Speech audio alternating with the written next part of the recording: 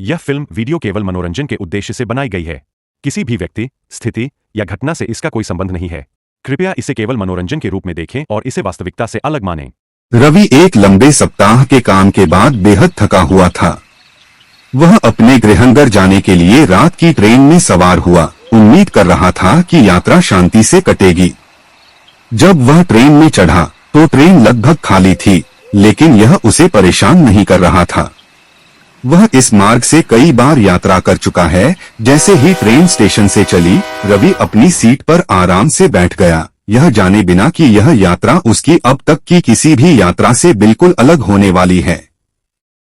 जैसे ही ट्रेन अंधेरी ग्रामीण क्षेत्र से गुजरी, रवि ने कुछ अजीब देखा। डिब्बा असामान्य रूप से ठंडा हो गया और लाइटें बार बार टिमटिमाने लगी। उसने इधर उधर देखा और महसूस किया कि उसके डिब्बे में कोई अन्य यात्री नहीं है। सन्नाटा ऐसा था कि कानों में गूंजने लगा और जिसे सिर्फ पटरी पर ट्रेन की आवाज तोड़ रही थी। कुछ तो सही नहीं लग रहा था। जैसे जैसे ट्रेन रात के और गहराई में चली गई, रवि ने अपने पीछे धीमी फुसफुसाहट सुनी। उसने पलटकर देखा, लेकिन वहां कोई नहीं था।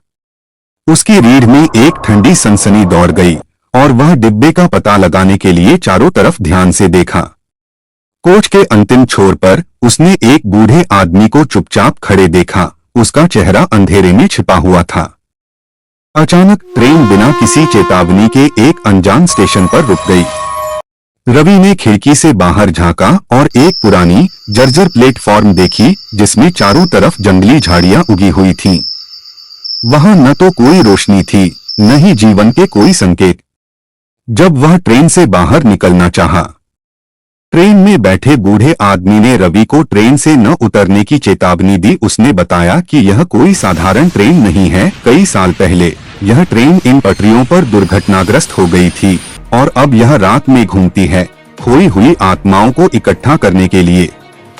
रवि का दिल तेजी से धड़कने लगा जब उसे एहसास हुआ कि उसने जो यात्रियों को देखा था वे जीवित नहीं थे, वे आत्माएं थीं जो इस अनंत यात्रा में फंसी हुई थीं।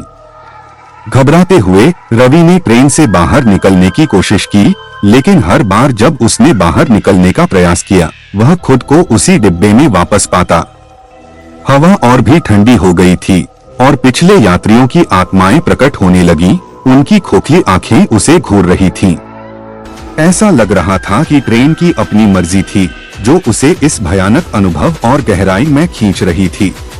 अपने बुरे अनुभव के अंतिम क्षणों में रवि का सामना कंडक्टर से हुआ, एक भूतिया आकृति जो पुराने फटे हुए वर्दी में थी। कंडक्टर ने रवि से कहा कि वह इस ट्रेन को वह कभी नहीं छोड़ पाएगा। उसकी आत्मा अब ट्रेन का हिस्सा बन गई है।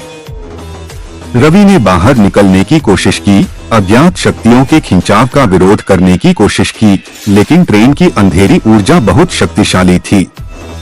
अचानक रवि की आंख खुली। वह अपने घर में अपने बिस्तर पर था। एक पल के लिए रवि ने सोचा कि यह सिर्फ एक बुरा सपना था, लेकिन जैसे ही वह बिस्तर से उठा और उसने अपने हाथ में ट्रेन का टिकट देखा, उसके दिल की धड़कनें तेज हो गईं। टिकट असली है और यह उसी मध्यरात्रि ट्रेन का है। टिकट पर लिखा समय ठीक वही था जब उसने अपने सपने में भूतिया ट्रेन में चढ़ा था। उसके हाथ कांपने लगे जब उसने टिकट की जानकारी पढ़ी। प्रस्थान 12 AM।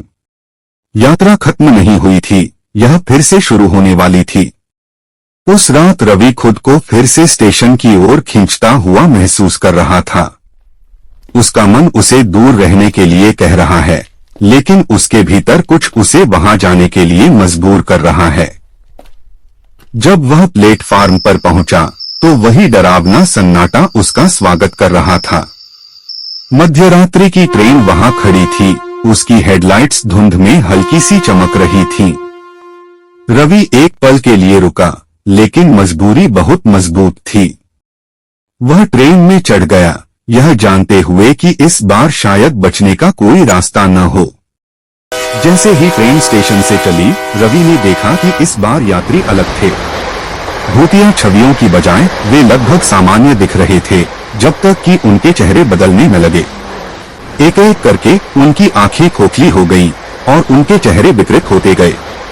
कंडक्टर फिर से प्रकट हुआ, लेकिन इस बार वह अकेला नहीं था।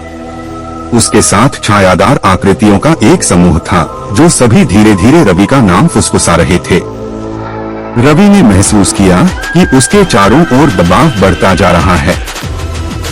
चाहे वह जिस दिशा में मुड़ता, डिब्बे की दीवारें सिकुड़ने लगी और भूतिया आकृतियां और करीब आने लगी। उसने क्रेन का दरवाजा खोलने की कोशिश की ताकि कूद सके, लेकिन हैंडल हिलने का नाम नहीं ले रहा था।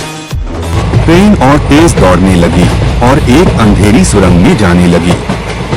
रवि ने मदद के लिए चीखा, लेकिन उसकी आवाज क्रेन की आवाज में खो गई और वो बेहोश हो गया।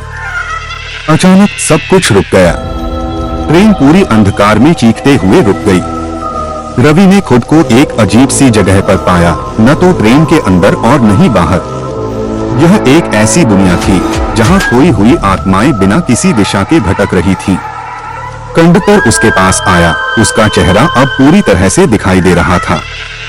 अब तुम यहीं के हो, रवि, उसने कहा। तुमने अपनी मर्जी से ट्रेन में चढ़ाई की थी। अब तुम्हें हमारे साथ जुड़ना होगा।